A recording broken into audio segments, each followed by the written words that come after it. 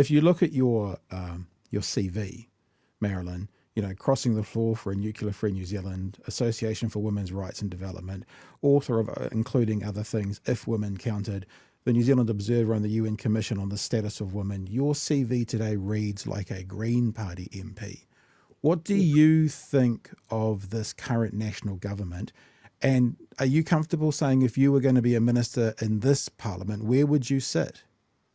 Oh, well, I wouldn't sit with any of the first thing is that I would never, ever do that to myself and go back there.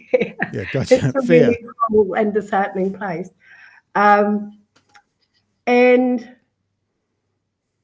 yeah, one of the things that interests me is this way in which, and they got really hoist on their own petard, really. The Greens are in fact the only party in its opposition to the waka jumping legislation who understood that you might arrive in Parliament and that representing your constituency might be far more important than representing your party. And that's one of the reasons they didn't go with the waka jumping legislation, then got left, with having to implement it. Pretty much all the other parties are shut down on you doing your own research, on you being a true representative of your constituency, etc. If I had always said that in Parliament, and even when I was there, that if I was ever to take a cabinet portfolio, it would be the Minister of Foreign Affairs.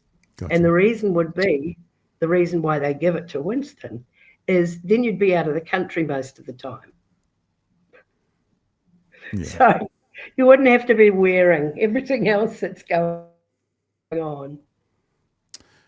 Marilyn, it's been an absolute pleasure speaking to you today. One little last question, and not to overly simplify and minimise this very large-scale, difficult conversation of government, but if I met you for the first time in an elevator and we were doing the elevator pitch as we went down on there, so it's 30 seconds, how would you describe the current government that's running this country?